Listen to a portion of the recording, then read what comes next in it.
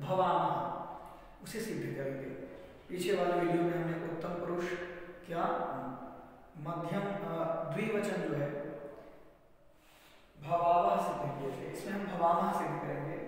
पुनः स्थिति पहले से हम देखते आ रहे हैं, भवति भवता भवन्ति, भवसि भवथा भवथा, भवामि भवावः भवामि। ये सारे रूपों की सिद्धि हम यहाँ देखते आ रहे हैं कि किस प्रकार से रूपों की सिद्धि कर किया जा रहा है। सभी रूपों की सिद्धियां जब हम कर रहे हैं, जिस भी रूप की सिद्धि कर रहे हैं, उसमें एक अथवा दो सूत्र ही अलग से लग रहे हैं, नहीं तो सारी प्रक्रियाएं वही है, समान, ये सामान्य तरीके से एक जैसे ही होंगे। एक दो सूत्र इधर उधर हम इसमें एक्स्ट्रा लगेंगे। जैसे वर्तमान लट से तो लगा लट लगा उत्तम पुरुष का बहुवचनांत बहुवचन है यह भवामः, तो वर्तमान लट की लट आएगा।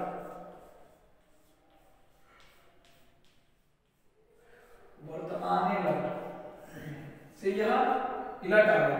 धातु को लट लगा भूलट, ऐसी स्थिति में पुनः इत होकर इसका लोप हो गया। अलंत्यम उपदेशजन्यनासिक, अलंत्यम से ट की उपदेशजन्यनासिक इत की अकार में और नासिक स्वर वर्ण की अकार जो है उसकी दोनों की लोप हो गई। क से लोप से यहाँ लिंग का लोप हो गया।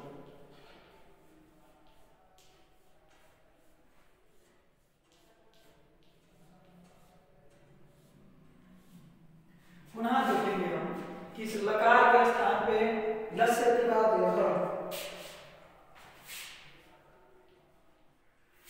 का है कि लकार के स्थान पे टिप आदि जो अकार कैसे हो, तो देखेंगे कौन सा होगा। तित्तजी सित्तस्ता मस, ये मस है, मध्यम पुरुष बहुवचन का यह प्रत्यय है। तो यह मस लिखा सूत्र क्या है, तित्तजी इति। पुनः अब इस मस का जो है तिंशित सार्वधातुकम से सार्वधातुक संज्ञा हो जाती है। जब धातु के बाद सार्वधातुक प्रत्यय पर में हो तो धातु से शब्द का विधान होता है। सूत्र क्या है, कर्तरी शब्द।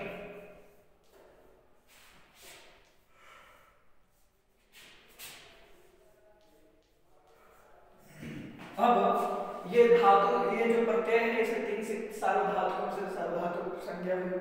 और धातु को यही कर्तरी शब्द यही होगा कि धातु के पर में यदि सार्वधातुक प्रत्यय पर में हो तो धातु से शब्द का विधान हुआ कर्तरी शब्द से।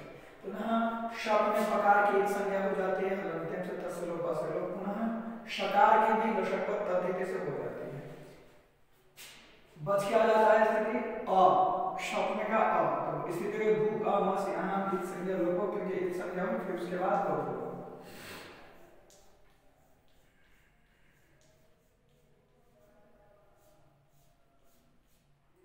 आगे से देखेंगे फिर वही सारी प्रक्रियाएं उसी प्रकार से है कि इस भू को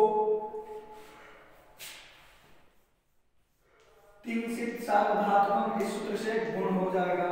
किंशित नहीं सॉरी, सार्वधातुक धातु को योग से गुण हो जाएगा। क्षम्यता,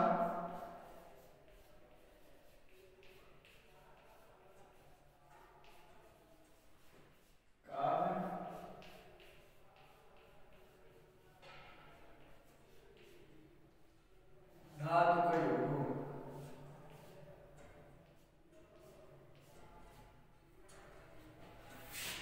ये सूत्र कहता है कि सार्वधातुक प्रत्यय पर में हो और इगंत अंग उससे पहले हो तो उस इगंत अंग को गुण हो जाता है।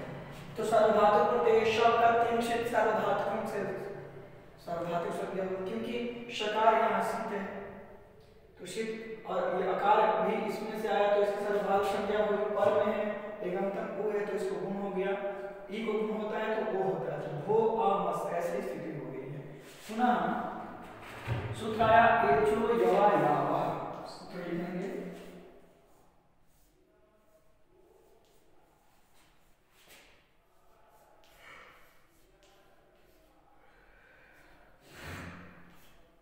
सूत्र क्या है, एचो यवा यावा।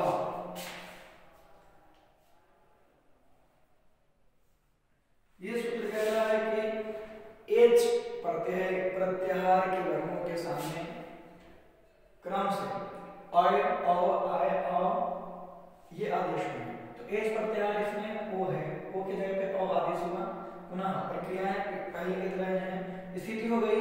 अब यहाँ पे एक सूत्र लगेगा जो पीछे में अतो दीर्घो ही,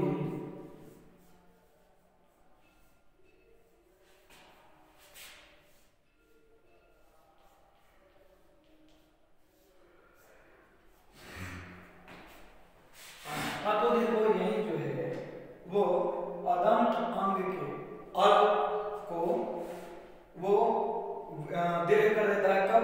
जब यनादि प्रत्याहार कोई भी वर्ण आदि में हो तो यहाँ पे कर देता है। व के बाद में जो अ है वो अदंत अंग भी है और क्या है वो अल प्रत्याहार में आने वाला भी है, और ये भ जो है ये यनादि प्रत्याहार में आने वाला, तो इसका गुण हो गया भवामस। अब स्थिति है भवा, इस सकार को ससर्ज स्वरूप से रूप कर देंगे,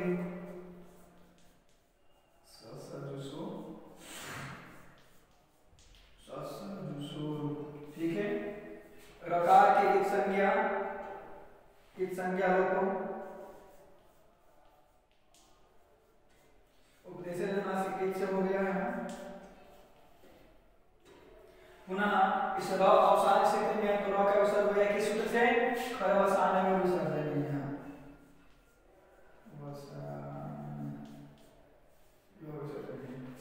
आगे वाले समझ किया भवा। ऐसा यह जो है ये सिद्ध हो गया। भू से धातु को लगा लट, लट के जगह पे आ गया मस, फिर शप आया, भू शप में से अ बच गया, उ को गुण हो गया भू अमस, फिर ओ के जगह पे जो यवाया से अवाया भव मस, तो दीर्घ यहीं से अ को दीर्घ हो गया भवा मस, पुनः रोतो से लो करके यहाँ पे भवामा बना लिया। ये है भवामा। अब यहाँ पे हमारा भू धातु का लट लकार के सारे रूप हमारे हो गए। भू धातु के अंतर्गत जो आने वाले लट लकार हैं, 10 लकार हैं। 10 लकारों में सबसे प्रथम लकार क्या है? लट लकार। लट लकार में 9 भू धातु के जो ये 9 जो है पद है, भवती, भवतः, भवन्ति, भवसी, भवतः, भवतः, भवानी, भवावह, भवामा। ये 9 जो प्रयोग हैं इनकी सिद्धियां हम सबों ने कर ली है, और इन 9 को सिद्ध करने के बाद हम इसी प्रकार से प्रक्रियाएं यही है हम सिद्ध कर सकते हैं। पठ धातु का पठति, पठतः, पठन्ति, पठसि, पठथः, पठथः, पठामि, पठावः, पठामः, ये भी हम लोग सिद्ध कर सकते हैं। पुनः लिखति, लिखतः, लिखन्ति, लिख धातु से सिद्ध कर सकते हैं। वदति, वदतः, वदन्ति, समान, ये समान ही है। ये यदि अब ये जो हमने ये 9 प्रयोगों की जो सिद्धि कर चुके हैं, इसे यदि बार बार यदि यत्न करें, प्रयत्न करें, ठीक, इसे सिद्ध करें, तो इसी समान ये सारे जो हैं जितने भी बालक ये पठ हैं, लिख हैं, वद है, गच, गम धातु है, ये सारे जो है धातु ऐसे सिद्ध हो जाएंगे लट लकार। ठीक, पुनः द्वितीय लकार अब हम लीट लकार में प्रवेश करेंगे, इसे इरेज करेंगे।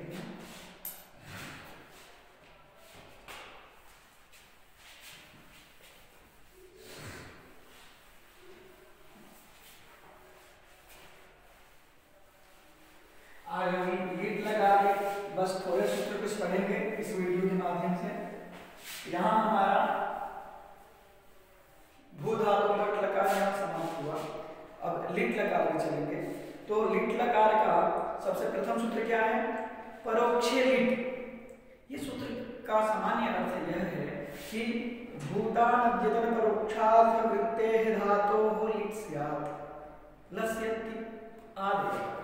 कह रहा है कि भूत अनद्यतन परोक्ष अर्थ में विद्यमान धातुओं से लिट लकार होता है, इसका सामान्य अर्थ है।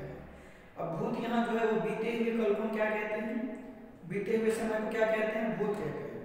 ठीक, और अपने नेत्रों यानी अपने इंद्रियों के पीछे जो कार्य हुई है उसे हम परोक्ष कहते हैं। अक्षणः परम परोक्षम, ऐसा है। जो आज का हो उसे अद्यतन कहते हैं, और जो आज का नहीं है उसे अनद्यतन कहते हैं। इसमें परोक्षे का प्रयोग होगा। और इसमें जो है बभूव ऐसा रूप सिद्ध करते हैं हम, प्रथम पुरुष एक वचन में करते हैं। पुनः द्वितीय सूत्र है लिट च। लिट च सूत्र क्या कहता है कि लीडादेश धातुक संज्ञा एव स्यान्न तु सार्वधातुक संज्ञः तेन शपादयो न। ये कह रहा है कि लिट के स्थान पर, लिट के स्थान पे जैसे उदाहरणार्थ हम यहां देखिए भू धातु है, धातु से परोक्ष अर्थ में क्या आया, लिट लकार। सूत्र क्या है, परोक्ष लिट, परोक्ष लिट, यह सूत्र है। अब ये जो हम द्वितीय सूत्र, इसके बाद लिट में से क्या बदलता है, प्रकार की इकार की संज्ञा हो जाती है, बदल जाता है ला, ईट संज्ञा लोग। प्रक्रिया वही है, थोड़ा बहुत चेंज होगा। पुनः भू, अब यहां पे तिप्त आदेश होगा ही, तिप्त जिसमें ठीक है, तिप्त में से ती प चला गया, ती बचा। सूत्र क्या है, इत संज्ञा लोग कर देंगे।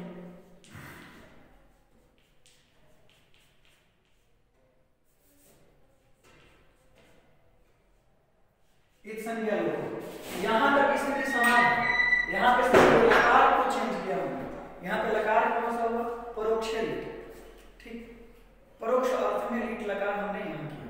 उसके बाद से जो प्रक्रियाएं हैं ये लट लकार में हम पढ़ चुके हैं, प्रक्रिया यही है। अब यहां से हमारी प्रक्रियाएं चेंज होंगी। क्या कह रहा है, इसके बाद क्या एक सूत्र है लिट च, वो कह रहा है कि लीडादेश स्तिंग आर्ध धातु संज्ञा एव स्यान्न तु सार्वधातुक संज्ञा तेन शबादयो न। ये कह रहा है कि लिट के स्थान पे, लिट के स्थान पे जो ये तीन आदि आदेश हुए हैं, तीन, ये आर्धधातुक संज्ञा है, और आर्धधातुक संज्ञा होने के कारण यहाँ पे क्या कार्य नहीं होगा, वो आगे हम देखेंगे। ये सूत्र ये कह रहा है कि ये लिट के स्थान पर आदेश में ये तीन जो है ये आर्धधातुक संज्ञा होते हैं, ना कि अर्धधातुक संज्ञा। बस, तो अब इस अर्धधातुक संज्ञक होने का तात्पर्य यह है कि अब जो भी हम कार्य करेंगे वो अर्धधातुक संज्ञक को अपने समक्ष रख के करेंगे। यहाँ सार्वधातुक संज्ञक होने से हम क्या कर रहे थे, सबका कर रहे थे कि धातु से परे सार्वधातुक संज्ञक प्रत्यय हो तो धातु से शब्द का विधान होगा। तो शायद प्राय यहाँ ऐसा होगा कि नहीं होगा, क्योंकि आप धातु प्रत्यय पर में हो। तो फिर आगे हम देखेंगे, नेक्स्ट सूत्र है परस्मैः पदानां रणतु सुस्थलतु सरणवमाः। ये कहता है कि लिटस्तिबादीनां नवानां रणनादयो नवस्युः भू इति स्थिते। सामान्य अर्थ इसका क्या है, इसका भावार्थ देखेंगे तो है लिट लकार के स्थान पर, लिट लकार के स्थान पर आदेश हुए परस्मैः पद तिप आदि 9 प्रत्ययों के स्थान पर, यानी 9 प्रत्ययों में क्या है, तिप्त जी सिक्त स्थण मित वस्मस, ये 9 प्रत्यय हैं। क्रमशः उन पे रण अतुस उस थल अतुस अ रण व म ऐसे आदेश हुए। यहाँ यदि हम लिखना चाहें तो लिख सकते हैं। हमने ये परस्मैः पद के हैं, मैं आपको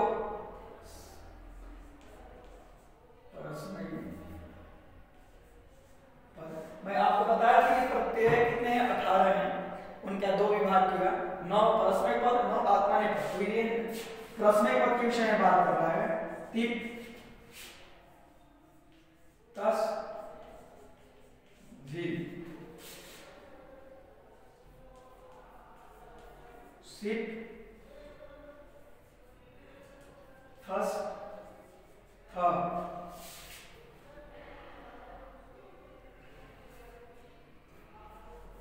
निप,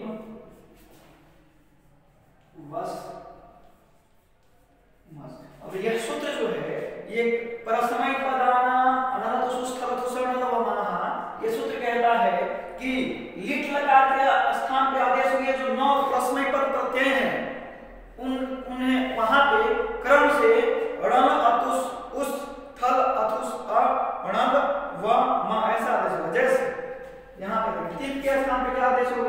अणल, तस के स्थान पे अणल अतुस, अणल अतुस, अणल अतुस,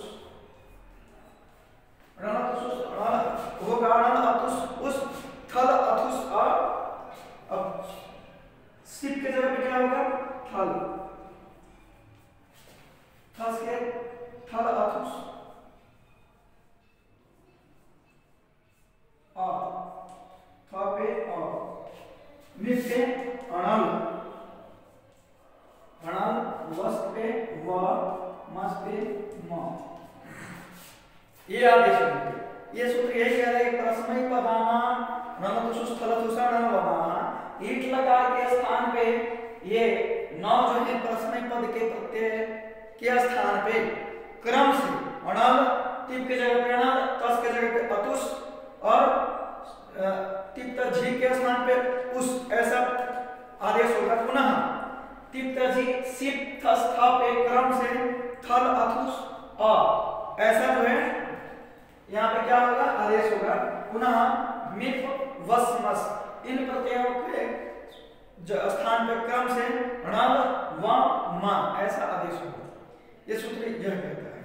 ठीक, पुनः अब इसमें वही है, इसमें सकार, ये जो स्व देख रहे हैं अतुस में, उसमें, अथुस में, मस में और बस इतना।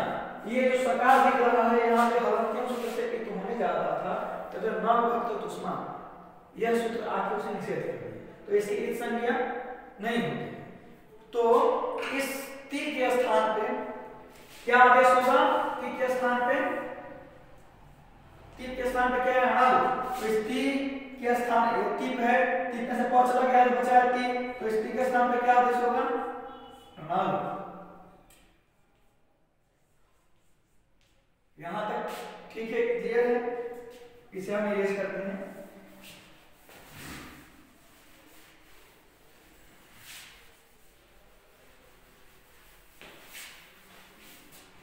सूत्र है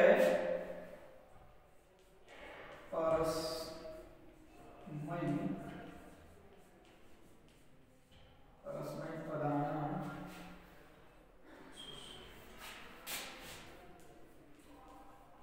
तो सुस थल हम सुस थल,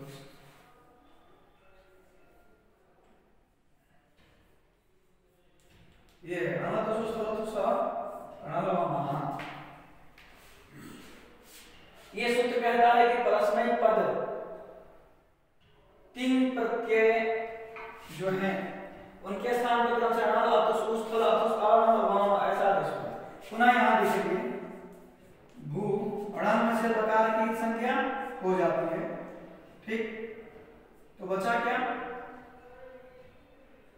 इस अणल में णकार और लकार, इन दोनों की क्या हो जाती है? इत संज्ञा हो जाती है।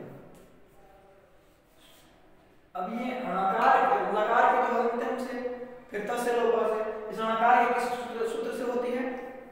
तो इत संज्ञा प्रकरण में हमने एक सूत्र पढ़ा है, सूत्र है चूटू। वो कहता है कि उपदेश अवस्था में आदि वर्ण प्रत्यय के आदि में यदि चवर हो टवर हो तो उसकी इत संज्ञा हो जाती है। तो ये उपदेश है, प्रत्यय के स्थान पर आने वाला ये जो है ये उपदेश है। अब आदि वर्ण से क्या है? टवर में आने वाला अणा है, तो इसकी इत संज्ञा हो जाएगी किस सूत्र से? चूटू। ठीक है, और लोप किससे हो गया? तस से लोप दोनों का। तो यहां देखेंगे हम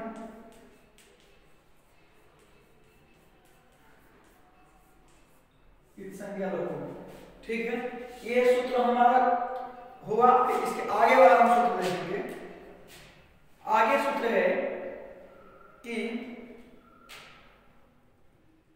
भुवो लिंग ईटो, ये कहता है भुवो भुगागमः स्यात् ईटो अचिन्त्यात्वात् भुगुणे वृद्धि बाधते, ऐसा ही सूत्र कहता है। सूत्र के सामान्य अर्थ है कि लुंग, लुंग लकार और लिट लकार से संबंधित अच के परे रहते, अच के परे रहने पर भू धातु का उक आगम होता है। बस ये सूत्र यही कहता है। अब ये कहता है लुंग लकार में और लीट लकार, तो लीट लकार है भाई। ये कहता है कि लीट लकार में यदि लकार से संबंधित अच पर में हो तो ये लकार से लकार के स्थान पे पाया के समझ आया। अब ये अ बच गया ना, तो ये लकार के स्थान पे ही है और यह अच है। धातु के पर में यदि लकार के स्थान पे आने वाला जो टिप आदि में ये टिप आदि जो है टिप आदि के स्थान पे भी ये आदेश में यदि अकार है, अच है, ठीक है, अच यानी स्वर है, तो धातु के पर रहने पर उस धातु से वुक आगम होगा। क्या आगम होगा? वुक, ठीक। तो भू यहां पे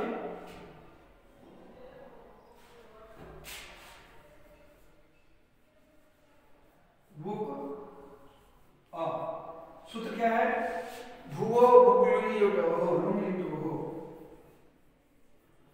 भुवो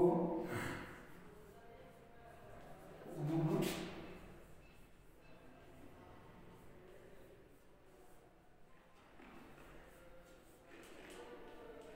लुंगी युटवो, ऐसा ये हुआ।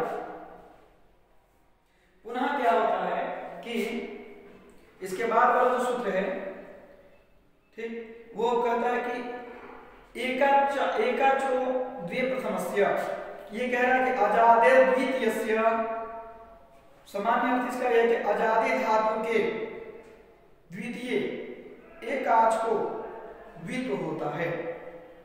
यह सूत्र इतना कह रहा है। तो सबसे पहले इस वुक में से उकार की संज्ञा हो जाती है, इस उकार के उद्देश्य से नासिक से इस संज्ञा हो जाती है। अब ये क्या हो जाता है? भुवा और ऐसा एक संज्ञा लो,